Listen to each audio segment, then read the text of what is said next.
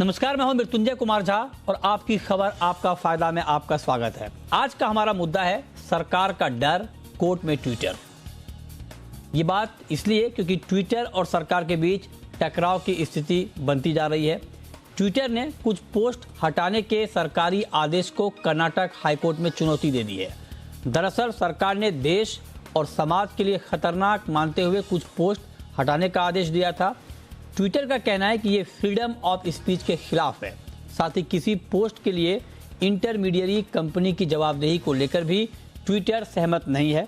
आज हम इसी मुद्दे पर डिटेल में चर्चा करेंगे, समझेंगे कि ट्विटर देश के कानून के साथ चलने में आनाकानी क्यों कर रहा है। साथ ही ये भी समझेंगे कि क्या वाकई सोशल मीडिया पर सख्ती फ्रीडम ऑफ स्पीच के लिए खतरा हो सकता है। इन सभी मुद्दों पर हम चर्चा करेंगे अपने एक्सपर्ट्स के साथ, लेकिन सबसे पहले देखिए ये खास रिपोर्ट।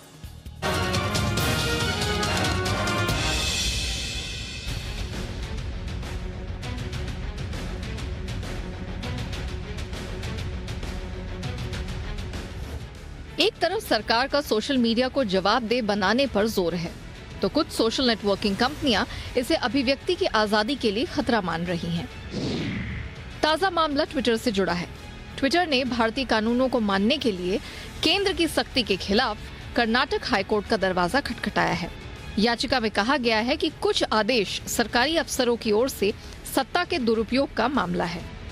वहीं सरकार ने साफ किया है कि सोशल मीडिया को जवाबदेह बनाना ही होगा। सरकार की माने तो इसके लिए एक हेल्दी इकोसिस्टम बनाने का प्रोसेस अंतिम चरण में है।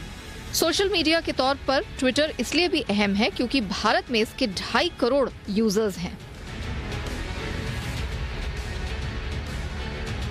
चलिए पहले समझते हैं कि आखिर ट्विटर को सरकार के प्रस्तावित नियम कायदों को लेकर परेशानी क्या है। दरअसल ट्विटर की दलील है कि कुछ मामलों में सरकार ने लेखकों को नोटिस दिए बिना कंटेंट हटाने का आदेश दिया है। कुछ कंटेंट राजनीतिक दलों के अधिकृत अकाउंट से पोस्ट हैं। अगर ऐसे पोस्टों को हटाया गया तो ये फ्रीडम ऑफ स्पीच के खिलाफ होगा। दरअसल ट्विटर और सरकार के बीच विवाद की वजह आईटी एक्ट का सेक्शन 69A है। इस सेक्शन के तहत सरकार देश की संप्रभुता और अखंडता के अलावा देश की सुरक्षा और पड़ोसी देशों के साथ रिश्ते खराब करने वाले किसी भी ऐसे कंटेंट पर रोक लगा सकती है। सरकार का भी सोशल मीडिया को जवाबदेह बनाने को लेकर कुछ ठोस आधार हैं। सरकार का मानना है कि ऐसे तमाम भ्रामक और फर्जी पोस्ट सोशल मीडिया पर वायरल हो जाते हैं जिनका कोई आधार नहीं होता। ऐसे पोस्ट से दंगे भड़कने और धार्मिक भावनाओं के ठेस पहुंचने का खतरा रहता है। ऐसे में जो भी जाना चाहिए। आपको बता दें कि केंद्र सरकार ने 1 साल के अंदर ट्विटर को खालिस्तान समर्थन से जुड़े पोस्ट, किसान आंदोलन और कोरोना के दौरान भ्रामक जानकारी फैलाने वाले ट्विटर खातों पर कार्रवाई के लिए कहा था, लेकिन ट्विटर ने समय पर ऐसी पोस्टों पर एक्शन नहीं लिया। ट्विटर का कहना है कि सोशल मीडिया का कोई सरकार टूल की तरह इस्तेमाल नहीं कर सकती है। ये कहना गलत नहीं होगा कि सोशल मीडिया पर फेक पोस्ट की बाढ़ सी रहती है। ऐसे में केंद्र सरकार ने केवल ट्विटर को ही रेडार पर नहीं लिया है, बल्कि फेसबुक और इंस्टाग्राम से भी कुछ आपत्तिजनक कंटेंट को हटाने के लिए कहा गया है, ताकि सोशल मीडिया के कचरे को साफ किया जा सके। वैसे तो हर नियम कायदे के कुछ प्रो एंड कॉन्स होते हैं, इसे कैसे लागू किया जाता है ये अहम है। ब्यूरो रिपोर्ट, जी मीडिया। और आज की चर्चा में बात करने के लिए हमारे साथ 3 खास मेहमान जुड़ रहे हैं। हमारे साथ हैं आशुतोष श्रीवास्तव, लॉयर हैं सुप्रीम कोर्ट के। हमारे साथ अमित दुबे हैं, जाने माने सोशल मीडिया एक्सपर्ट। और साथ ही हमारे साथ जितेंद्र जैन साहब हैं, साइबर एक्सपर्ट। आप सभी का बहुत बहुत स्वागत है। मेरा सबसे पहला सवाल आशुतोष जी आपसे होगा। सर, ट्विटर की ये दलील है कि ये फ्रीडम ऑफ स्पीच के खिलाफ है, जो बात सरकार कर रही है पोस्ट हटाने वाली। ट्विटर की इस दलील में आपको कितना कानूनी दम दिख रहा है? देखिए, हमारा जो संविधान है, कॉन्स्टिट्यूशन है, उसमें ठीक है आर्टिकल 19(1)A में freedom of speech and expression दिया गया है। लेकिन एट द सेम टाइम जो है आर्टिकल 19(2) अगर हम देखेंगे तो उसमें बहुत सारे रेस्ट्रिक्शंस भी लगाए गए हैं, जिसको वो भी देखना बहुत जरूरी है। अब अगर हम पहले की अगर बात करें तो जो हमारा इंफॉर्मेशन टेक्नोलॉजी था 2000 का बनाया हुआ, वो काफी ओल्ड था और उसमें टाइम टू टाइम अमेंडमेंट होता रहा।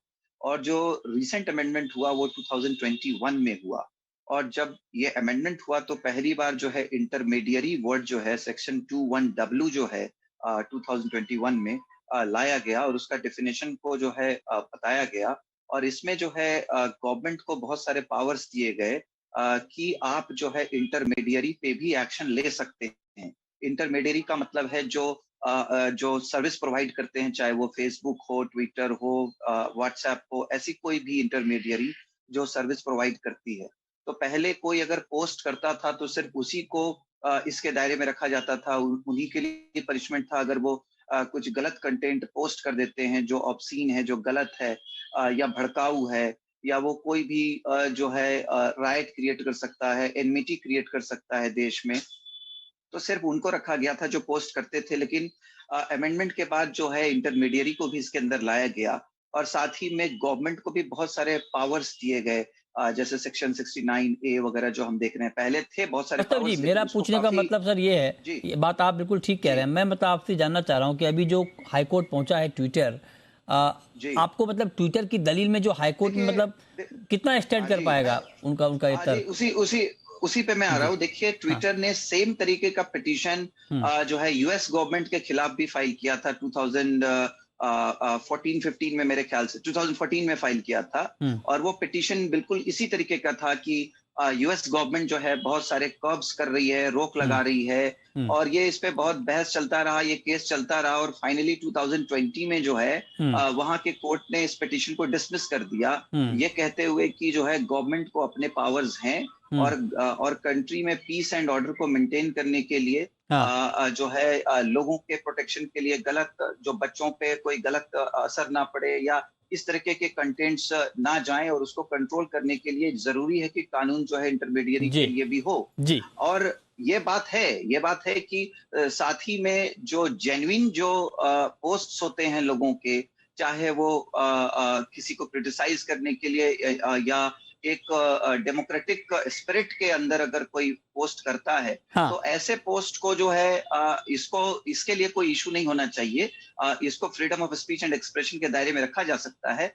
लेकिन जो कंटेंट बिल्कुल गलत हैं, जिससे इश्यूज आ सकते हैं, प्रॉब्लम्स आ सकते हैं, ऐसे कंटेंट्स को रोक लगाने के लिए पावर होना चाहिए और बाकी देशों में भी है। अगर हम देखेंगे जी। अच्छा, आप कह रहे हैं कि ऐसे कंटेंट को रोका जा सकता है और सरकारों के पास दुनिया के और भी देशों में इस तरह के अधिकार हैं। अब जितेंद्र जैन साहब, आपसे मेरा सवाल ये होगा कि आपत्ति ट्विटर को इस बात पे है कि वो पोस्ट को कैसे हटाए बिना यूजर की मर्जी से, और इसको लेकर के उनका एतराज है। आप जरा बताइए कि किसी भी पोस्ट के लिए मॉनिटरिंग करना या स्क्रूटनी करना, चूंकि सोशल मीडिया, ये बात ठीक है कि वहाँ पर तो कंटेंट की बाढ़ सी रहती है, तो ऐसे में इंटरमीडियरी के लिए किसी प्लेटफॉर्म के लिए कितना मुमकिन है कि वो किसी पोस्ट को ठीक से स्क्रूटनी कर पाए, मॉनिटर कर पाए? देखिए, टू एन एक्सटेंट आज आप आर्टिफिशियल इंटेलिजेंस का इस्तेमाल करके टू एन डिसेंट एक्सटेंट आप मॉनिटरिंग कर सकते हैं। तो जिस तरह से, जैसे मान लीजिए किसी के पोस्ट में किसी ने अपशब्द का, गालियों का प्रयोग किया है या किसी अभद्र भाषा का प्रयोग किया है, तो ये जो एक डिक्शनरी होती है एआई बेस्ड इंजन जिसको इस्तेमाल करता है कि कोई भी अगर प्रोफैन या अब्यूजिव अगर कंटेंट उसके अंदर है तो उसको मॉडरेशन किया जा सकता है। दूसरी बात, मान लीजिए कोई अगर मतलब पोर्नोग्राफिक कंटेंट पोस्ट कर रहा है तो वो इमेज अपने आप एनालाइज करके उसको रोक सकता है। तो ये एक to a degree monitoring possible है। मगर सवाल ये है कि क्या ट्विटर को मॉडरेट करना चाहिए कि नहीं करना चाहिए। यहाँ पे दो बड़े सवाल आते हैं। ये जो सोशल मीडिया कंपनियां हैं, ये भारत में अपने आप को इंटरमीडियरीज मांगती हैं। ये कहती हैं हम एक प्लेटफॉर्म मात्र हैं जहां कोई भी व्यक्ति आके कुछ भी डाल देता है, हम उसके लिए जिम्मेदार नहीं है और हमें जिम्मेदार ना माना जाए। और उसके लिए ये सेफ हार्बर प्रोटेक्शन मांगती हैं कि भाई हमें कोई भी कंटेंट यूजर डाल रहा है उसे जेल में डाल दो, हमें जिम्मेदार मत मानो, बिकॉज मैं खाली एक ओपन किताब हूं जिस पे लाके कोई भी कुछ लिख जा रहा है, मेरी जिम्मेदारी नहीं है। तो अब अगर आप वो प्रोटेक्शन चाहते हैं तो फिर जो सरकार आपको कहे, सरकार कहती है ये गलत है, ये सही है, कानून का अनुपालन नहीं हो रहा है या भारत के संविधान के खिलाफ है, आपको हटाना होगा। अगर वहां पे आप जज बनना चाहते हैं कि ये मैं हटाऊंगा, ये नहीं हटाऊंगा, ये मेरी पॉलिसी के खिलाफ है, ये फ्री स्पीच है, ये नहीं है, तो फिर आपको उस कंटेंट की जिम्मेदारी भी लेनी होगी। जैसे कि आज आपके चैनल के ऊपर अगर किसी तरह की कोई गलत खबर आ जाए या आप अफवाह फैलाएं तो आपकी और आपकी चैनल की जिम्मेदारी है, आपके खिलाफ क्रिमिनल कार्रवाई हो सकती है। अगर यही गलत खबर मान लीजिए सोशल मीडिया पे आ जाए, फेसबुक ट्विटर पे आ जाए, तो ये कंपनियां कहते हैं कि जिसने डाली उसको तो जेल में डालिए, पर हमारी कोई जिम्मेदारी नहीं है, क्योंकि हम मात्र एक प्लेटफॉर्म और हम इंटरमीडियरी हैं, हम बिचौलिए हैं। तो आप दोनों चीजें नहीं कर सकते कि मैं गाड़ी भी चलाऊंगा और एक्सीडेंट हो जाए तो जिम्मेदारी भी नहीं लूंगा, या तो आप गाड़ी मत चलाएं। हाँ, ठीक बात है, दूसरे की आप मैप माने। तो अब जो सरकार, और दूसरी बात, अब अगर भारत के एक किसी भी लोकतंत्र के अंदर आप देखिए, वहां की संसद या वहां का जो भी एक सरकारी तंत्र है वो कानून बनाता है। वो चुनी हुई सरकारें फैसला करते हैं कि कितनी रेस्ट्रिक्शन हम फ्री स्पीच के ऊपर लगाएंगे, क्या हमारे देश के अंदर हित के अंदर, क्या हमारे देश के अंदर हित के नहीं है। अगर आप 150 करोड़ लोगों द्वारा चुनी हुई सरकार को छोड़कर आप एक 12 लोगों की एक प्राइवेट कंपनी जो अमेरिका में बैठी, जिसका यहाँ कोई अता पता नहीं है, वहां का एक प्राइवेट कंपनी का अधिकारी ये तय करे कि हिंदुस्तान में फ्री स्पीच कैसी होगी और कानून कैसा होना चाहिए, तो मुझे ख्याल से ये ईस्ट इंडिया कंपनी की मानसिकता है, जिससे इनको ये अब निजात पा लेनी चाहिए। तीसरी मैं आपको बताता हूँ, ये कंपनियां अपने आप को एक बहुत बड़ा झंडा उठा के दिखा रही कि हम जो है अभिव्यक्ति की आजादी के रक्षक हैं। यही वो प्राइवेट कंपनियां हैं जिन्होंने अमेरिका के एक सिटिंग राष्ट्रपति के अकाउंट को ब्लॉक कर दिया, इसलिए कि शायद उनके किसी एक दो ट्वीट से दंगे फैल सकते थे। मगर यही वो कंपनी है जहां तालिबान ने हजारों लोगों को फुटबॉल फील्ड में कत्लेआम कर दिया, लाखों मासूमों को सुसाइड बॉम्बर से उड़ा दिया, उनके ट्विटर अकाउंट इनके उस पर चल सकते हैं, ठीक है ना।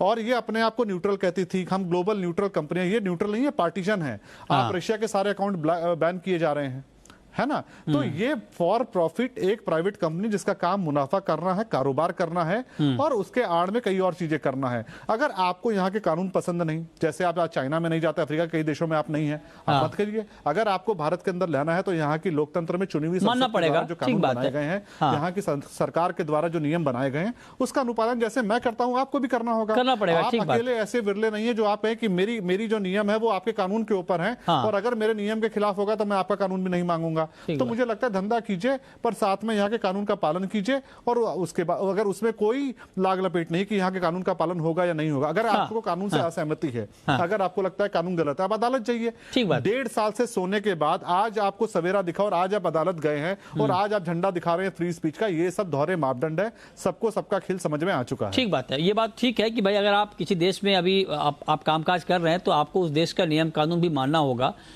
ऐसा नहीं कि आप कामकाज करें और नियम कानून से अपने आप को ऊपर समझें, तो ये नहीं हो सकता है। अब अमित जी, एक बात मैं आपसे पूछना चाहता हूं सर, कि इसका बीच का रास्ता क्या हो सकता है? ये बात तो ठीक है कि हाँ, सोशल मीडिया का दुरुपयोग होता है, कई बार गलत कंटेंट आते हैं, फेक कंटेंट आते हैं और उसको पकड़ना बड़ा मुश्किल होता है। तो आप जरा बताएं कि ये जो सरकार ने तरीका अपनाया, सरकार ने कहा कि हाँ आप पोस्ट को डिलीट कर दो, ये तरीका ठीक है या कुछ और तरीका हो सकता है? देखिए मृत्युंजय जी, बीच का रास्ता उनके लिए होता है जिनका इंटेंशन ठीक हो। उनका इंटेंशन ही गड़बड़ हो, उनके लिए बीच का रास्ता वो सुनना ही नहीं चाहते। मैं आपको कुछ डेटा पॉइंट्स दूंगा जो मैंने आज कलेक्ट किए हैं, जो साल भर में टेक डाउन 3 तरह की रिक्वेस्ट जाती है ट्विटर के पास। पहला, टेक डाउन, कि आप एक कंटेंट रिमूव कर दीजिए because it is offensive, it is violating something. दूसरा, इसको विदहेल्ड कर दीजिए। विदहेल्ड का मतलब है कि मेरे देश में नहीं दिखना चाहिए, दुनिया में देखे मुझे फर्क नहीं पड़ता। तीसरा, मुझे इन्फॉर्मेशन चाहिए ऐसे लोगों की जो इस चीज को चला रहे हैं, वायरल कर रहे हैं, उनके पीछे है कौन लोग। 3 तरह की रिक्वेस्ट आती हैं। कुछ डेटा पॉइंट जरा मैं दिखा दूं आपको कि टेक डाउन की सबसे ज्यादा रिक्वेस्ट जापान से जाती है। 43% जो साल भर रिक्वेस्ट जाती है जापान से जाती है। सेकंड रशिया है, फिर टर्की है, फिर इंडिया है।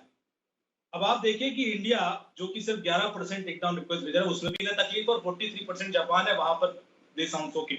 साउथ कोरिया भी है, वो भी ऐसे छोटे छोटे देश है जिनकी पॉपुलेशन बड़ी कम है, लेकिन वो इतनी ज्यादा रिक्वेस्ट भेज रहे हैं, जबकि भारत की पॉपुलेशन बहुत ज्यादा है। यहाँ पर एक छोटा सा जो ट्वीट है उसका जो इम्पैक्ट है वो बहुत ज्यादा है। दूसरी जो रिक्वेस्ट जाती है विदहेल्ड करने की, कि भाई मेरे देश में ना दिखे, बाकी दुनिया में दिखे तो चलता है, उसमें सबसे ज्यादा रिक्वेस्ट ब्राजील से जाती है, फिर इंडिया है, फिर इंडोनेशिया, फिर इजराइल है, फिर टर्की। तो इंडिया उसमें भी मॉडरेट है कि भाई मुझे मेरे देश में कम से कम ब्लॉक कर दो, दुनिया में दिखाते रहो कि यहाँ इम्पैक्ट ज्यादा है। और तीसरा जो इन्फॉर्मेशन मांगी जाती है उसमें सबसे ज्यादा रिक्वेस्ट यूएस से आती है, और फिर जापान है, और उसके बाद बाकी कंट्रीज है। अब आप नंबर वाइज भी देख लीजिए, इम्पैक्ट देखें तो इंडिया इतना बड़ा कंट्री है, इतने सारे लोग हैं। हालांकि ट्विटर पर बहुत कम लोग हैं, लेकिन ट्विटर का जो इम्पैक्ट है, जैसे ही ट्विटर पर कोई चीज ट्रेंड करती है, मेन स्ट्रीम मीडिया उसको न्यूज बना के दिखाना शुरू कर देती है, और जो भी चीज यहाँ पर, जैसे कि अभी जो केस हुआ रिसेंटली, सबको पता है कि मोहम्मद जुबैर ने एक वीडियो की आधी क्लिप डालकर एक माहौल बनाने की कोशिश की, उसके बाद उसको टेक डाउन का नोटिस भी किया, वो वहां से हटाया नहीं गया, अल्टीमेटली उसने खुद हटाया जब उसके ऊपर एफआईआर हुई और सारी कार्रवाई शुरू हो गई। तो ट्विटर को वो सब अलाउड था, वो चलता रहा, उससे इम्पैक्ट भी हुआ, उससे लोगों की जाने भी गई, वो दैट वाज ओके। अब गवर्नमेंट एक एक्शन लेने के लिए कह रही है, तो उसके फ्रीडम ऑफ स्पीच सामने आ जाए। तो ये जाहिर सी बात है कि इनकी इंटेंशन ठीक नहीं है। इंटेंशन ठीक नहीं है तो कोई बीच का रास्ता निकालना बहुत आप कह रहे हैं कि इंटेंशन ठीक नहीं है तो फिर बीच का रास्ता कैसे हो सकता है? जितेंद्र जी, आप कुछ ऐड करना चाह रहे हैं, आप ऐड करें, लेकिन मेरा एक सवाल भी इसमें ऐड कर लें आप, जब आप ऐड करें तो मतलब ये कंपनियां या ट्विटर मान लीजिए जिस तरह से अभी दलील दे रहा है, इनको फिल्टर करने में दिक्कत क्या आ रही है? इनके पास तो एक बड़ा सिस्टम है, बड़ी टेक्नोलॉजी है, इतना बड़ा प्लेटफॉर्म है दुनिया के कई देशों में, इतना बड़ा तंत्र है, फिर इनको फिल्टर करने में एक्चुअल मतलब क्या दिक्कत आ रही है? क्या इनके लिए मुमकिन नहीं है क्या ये फिल्टर कर पाए कंटेंट को? दिक्कत कहाँ आ रही है? मैं आपके सवाल का जवाब दे दूं। पहले आपके सवाल का जवाब दे दूं। दिक्कत कुछ नहीं है। दिक्कत यह है कि आपका जो अधिपत्य है वो खत्म होता है। चुनाव प्रभावित करने के लिए कैम्ब्रिज एनालिटिका जैसी कंपनियों को आप डेटाबेस से कार्यवाही नहीं करते। आप कहीं किसी एक दल के प्रति ज्यादा रुझान रखते हैं, किसी विचारधारा को आप बढ़ावा देना चाहते हैं, ऊपर नीचे करना चाहते हैं। ये खेल पूरे विश्व में करती रही हैं विदेशी कंपनियां, यहाँ भी करना चाहती हैं। ये सब होने के बाद ये संभव नहीं हो पाएगा। अब दूसरे जो मेरे मित्र अमित जी कह रहे थे उनकी बात से मैं सहमत हूँ। पहली बात तो हमें आंकड़ों के खेल में मायाजाल में फंसना नहीं चाहिए, ये बहकावा है। जिन देशों की बात ट्विटर करता है, आप जापान क्या, साउथ कोरिया, यूरोप के सारे देश में ला लीजिए, अमेरिका में ला लीजिए, उन देशों के बराबर की आबादी हमारे हिंदुस्तान के अंदर है। तो आप अनुपात में बात कीजिए। आपका जो यूजर बेस है वो 40% हिंदुस्तान में, तो अनुपात में हमें देखना होगा।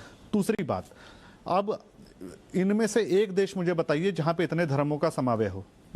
इसमें से एक देश मुझे बताइए जहां इतने बड़े धर्म, जिसमें सेकंड माइनॉरिटी जो है वो 40 करोड़ की हो और 30% वहां की पॉपुलेशन हो। कहीं नहीं है।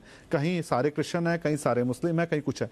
यहाँ पे अलग अलग धर्म, अलग अलग समुदाय, अलग अलग भाषाएं यहाँ पे बोली जाती हैं। इस देश की विविधता है और ये एक ऐसा देश है जो आतंकवाद से जूझ रहा है। जापान, साउथ कोरिया आतंकवाद से नहीं जूझ रहे हैं, अमेरिका नहीं जूझ रहा है, हम जूझ रहे हैं। तो इसके लिए हमारी सरकार को इस तरह के जो मतलब बाहर के देशों से प्रोपेगेंडा होता है, जो रेडिकलाइजेशन का खतरा है या फिर यहाँ पे माहौल खराब करने की कोशिश होती है, उसके अनुपात के अंदर हमारी जो रिक्वेस्ट है, अगर आप ओवर जनसंख्या के हिसाब से देखेंगे और आंकड़ों के हिसाब से देखेंगे तो हम विश्व के एक एवरेज उसके अंदर ही है, कोई हम अलग से विरले नहीं है। मगर चूंकि हमारे यहाँ लोकतंत्र है और ऐसा हमको एक थर्ड रेट कंट्री की तरह ट्रीट किया जाता है, तो वहां तो ये कंप्लाई करते नहीं तो उठा के बाहर फेंक दिया जाएगा।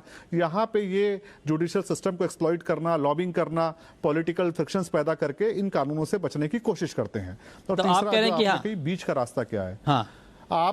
मैं आपको एक सवाल मैं आपसे पूछना चाहूंगा, अगर आप सिग्नल तोड़ें और देश का कानून बोले कि साहब 500 रुपए का चालान है, तो ये बीच का रास्ता क्या है? हाँ, इसमें तो कोई बीच का रास्ता ही नहीं, आपको देना पड़ेगा चालान। कर दें और सरकार आपको जेल में डालना चाहे और आप चाहें कि बीच का रास्ता बताइए, ये बीच का रास्ता क्या है? या तो कानून का पालन होगा या नहीं होगा। जो कानून आपके लिए है वही मेरे लिए है, बाकी सभी के लिए है ना? तो अगर आप कानून का पालन नहीं करना चाहते तो मैं क्यों करूं? भारत की कंपनियां भी तो हैं, वो भी नहीं करेंगी। Right.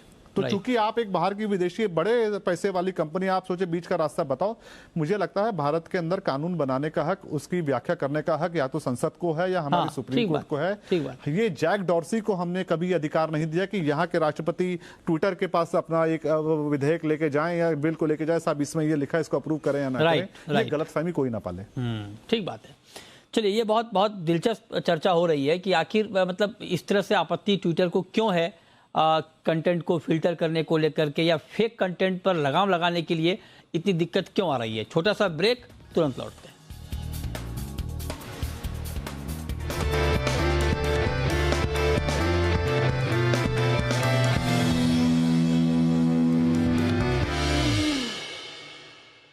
They say innovative companies start in the garage. True story. Hey, Mercedes, show me what you got. Follow me.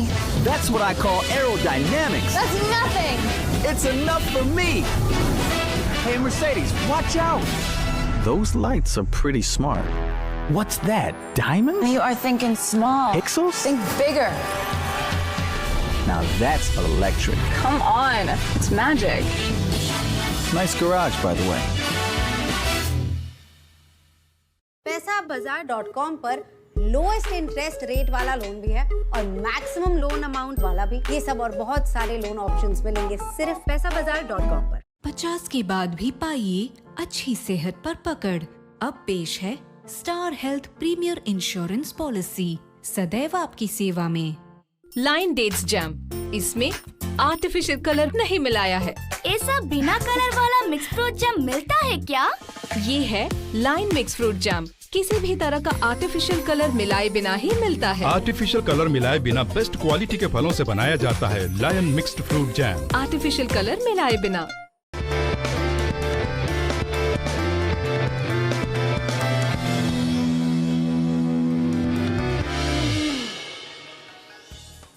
Break के बाद भी हमारी खास चर्चा जारी है और हमारे साथ आशुतोष श्रीवास्तव जी हैं और अमित दुबे जी हैं।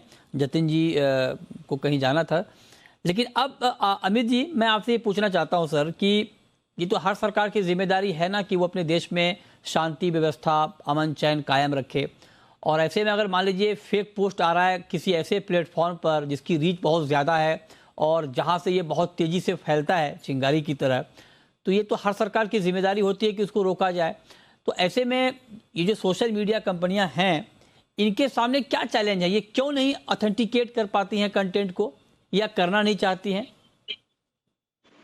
देखिए, चैलेंज टेक्निकल तो है, क्योंकि इन्होंने जिस तरह से अपना आर्किटेक्चर बना रखा है, खासतौर से उस तरह की रिक्वेस्ट के लिए कि ये शुरू कहाँ से हुआ, ये लोग जिस तरह से डेटा मेंटेन करते हैं, उस चीज़ की जानकारी देने में इनको थोड़े चेंजेस करने पड़ेंगे, जिसके लिए इन्होंने टाइम भी मांगा हुआ है। जब पिछली बार आईटी की गाइडलाइंस आई थी तो उसके बाद ये चीज प्रकाश में आई थी कि भाई हमें सोर्स ऑफ द इंफॉर्मेशन दे दीजिए ताकि हम सही बंदे को सजा दे सके, पकड़ सके। उसको मिलने में भी इतना टाइम लगता है और जब तक चीजें वायरल हो जाती है और कई सारे लोग उसको घुमा चुके होते हैं। तो ये एक जो टाइमली चीजें नहीं मिलना सबसे बड़ा चैलेंज है लॉ एनफोर्समेंट के लिए आज की डेट में, ताकि उसका इम्पैक्ट मिनिमाइज किया जा सके। इनके लिए कुछ टेक्निकल चेंजेस करने थे जो अभी तक हो जाने चाहिए थे, जिस हिसाब से टाइमलाइन दी गई थी, जो अभी तक नहीं है, क्योंकि आज की डेट में भी इस तरह की इन्फॉर्मेशन नहीं आती है। बहुत सारे प्लेटफॉर्म नहीं देते, कुछ प्लेटफॉर्म दे देते हैं। खास बात यह है कि अधिकतर प्रॉब्लम सिर्फ ट्विटर को है, बाकी लोगों को इतनी प्रॉब्लम फिर भी नहीं है। यदि आप देखें तो जो फेसबुक है या जो बाकी प्लेटफॉर्म है, इंस्टाग्राम है, व्हाट्सएप है, वहां पर फिर भी बड़ा कन्वीनियंट एंड कंप्लायंस करने की कोशिश की जा रही है।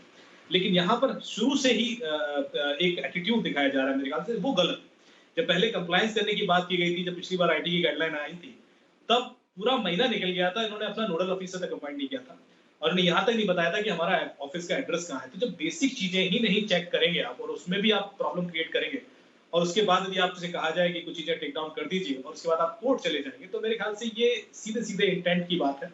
यहाँ पर चैलेंज टेक्निकल नहीं है, यहाँ पर चैलेंज प्रोसेस का नहीं है, यहाँ पर इंटेंशन का है। मुझे यही लगता है ठीक नहीं है और इसलिए ये हो नहीं पा रहा है। अब एक सवाल आशुतोष जी आपसे मेरा होगा कि ये इस पूरे मामले में और इस पूरी चर्चा में एक बात जो है जिसके ऊपर काफ़ी डिबेट भी है, अब ये कंपनियां ये दावा करती हैं कि ये तो इंटरमीडियरी हैं, इनको अलग से मिला हुआ है नियम कानून में छूट। ऐसा क्यों? अगर आप मान लीजिए ट्विटर का प्लेटफॉर्म है और उस प्लेटफॉर्म का अगर गलत इस्तेमाल होता है तो ट्विटर को इसके लिए क्यों नहीं जिम्मेदार माना जाना चाहिए? अगर मान लीजिए कोई पब्लिशर है, टीवी है, अखबार है, कुछ छापता है, दिखाता है, इसके लिए अगर टीवी अखबार की जिम्मेदारी तय हो सकती है, तो अगर ट्विटर के प्लेटफॉर्म का गलत इस्तेमाल हो रहा है तो ट्विटर को इसमें छूट क्यों? जी देखिए, पहले जो जैसे मैंने बताया जो 2000 में जब एक्ट बना था तब टेक्नोलॉजी अलग थी। आज हम इतने साल बीत गए, 20-21 साल बीत गए, तो इसीलिए अमेंड करना पड़ा लॉ को। तो पहले इंटरमीडियरी के लिए ऐसा कोई प्रोविजन नहीं था हमारे कानून में और उनको एक तरह से इम्यूनिटी थी कि हमें नहीं पता कि कौन जो है क्या पोस्ट कर रहा है, हम सिर्फ एक सर्विस प्रोवाइडर हैं और जो कोई गलत पोस्ट कर रहा है आप उसको पकड़िए, आप उसको देखिए। लेकिन जब धीरे धीरे जब डेवलपमेंट हुआ तो जब 2021 में एक जो है प्रजावाला का एक केस था सुप्रीम कोर्ट में, और सुप्रीम कोर्ट ने उसकी सुनवाई करते हुए ये बोला सेंट्रल गवर्नमेंट को कि आप जो है इसके ऊपर एक एसओपी बनाइए, आप इसके ऊपर इंटरमीडियरीज के लिए कुछ रूल्स एंड रेगुलेशंस बनाइए, आप उनके लिए कोई कानून लाइए या आप उनको कंट्रोल करने के लिए या उनको क्या फॉलो करना है, क्योंकि उनका तो सिंपल आर्ग्यूमेंट था कि भाई हमारा तो कोई रोल है ही नहीं, हमारी कोई रिस्पॉन्सिबिलिटी है ही नहीं कानून के हिसाब से, तो उसके लिए आप एसओपी बनाइए। और उसके बाद ये मामला जो है आगे एग्रावेट हुआ और ये एक तरह से पार्लियामेंट में एक बिल के रूप में, एक नए अमेंडमेंट के रूप में लाया गया और पार्लियामेंट में इसके ऊपर पूरी तरह से चर्चा हुई और सबके कंसेंट से जो है मेजोरिटी के कंसेंट से इसको कानून में इसको पारित किया गया 2021 में। और तब इंटरमीडियरीज को जो है इसके अंदर लाया गया रेगुलेशन के अंदर। अब ऑब्वियस सी बात है कि एक नया कानून लाया गया है, नए रेगुलेशंस लाए गए हैं जिसके ऊपर जिसमें जो है गवर्नमेंट को बहुत सारे पावर्स दिए गए हैं, और गवर्नमेंट को पावर मिलने के बाद अब देखिए अगर कोई स्पेसिफिक केस है ट्विटर के पास कि ये जो कंटेंट है ये बिल्कुल सही है, इसमें कोई गलत नहीं है और ये freedom of speech and expression के अंदर में आता है, इसमें हमें नहीं लगता कि कोई गलत कोई चीज पोस्ट किसी ने किया है, ऐसे मामलों में वो कोर्ट में जाता है, कोर्ट उसको इंडिविजुअल मेरिट के हिसाब से डिसाइड कर सकता है। लेकिन अगर वो ये कहे कि ये पूरा कानून ही गलत बनाया गया है या हम इसको नहीं मानते हैं, तो ये जैसे मैंने बताया ये पार्लियामेंट से पास हुआ कानून है। ऑब्वियसली अगर इसमें कोई बहुत ज्यादा डिफेक्ट अगर वो दिखा पाता है, ग्राउंड्स दिखा पाता है, तो ही मुझे लगता है कि कुछ चांस है एंटरटेन होने के, otherwise it will be very difficult. हालांकि ये मामला अभी देखा जाए तो कर्नाटका हाई कोर्ट में पेंडिंग है, तो अभी ऑब्वियसली इसके मेरिट को कोर्ट देखेगा कि इसमें क्या फैसला देना चाहिए, इसके तथ्यों को देखेगा कि उसका एक्चुअल ग्रीवांस क्या है क्या नहीं है। बट अगर हम प्राइमा फेसी मोटा मोटी पूरे मामले को देखें तो यही लगता है कि ये इनफैक्ट सुप्रीम कोर्ट में ऑलरेडी ये मामला गया था और सुप्रीम कोर्ट ने ही बोला था कि आप इसमें एसओपी बनाइए, इसमें आप गाइडलाइंस बनाइए इंटरमीडियरीज के लिए, और जो बनाया गया कानून के तौर पे अब ये कहें कि नहीं ये कानून जो बनाया गया है तो बहुत ज्यादा स्ट्रिक्ट है या ऐसी कोई बात है, वो एक अलग बात हो जाती है। Court will look into the merit of the case. ठीक बात है। चलिए बहुत शुक्रिया आशुतोष जी आपका और अमित जी आपका हमारे साथ जुड़ने के लिए और डिटेल में इस मुद्दे पर चर्चा करने के लिए, बातचीत करने के लिए। और ये बात ठीक है कि अगर किसी प्लेटफॉर्म का दुरुपयोग होता है तो इसमें उनकी जिम्मेदारी भी तय होनी चाहिए और ये जिम्मेदारी उस प्लेटफॉर्म को लेनी चाहिए। चलिए बहुत शुक्रिया।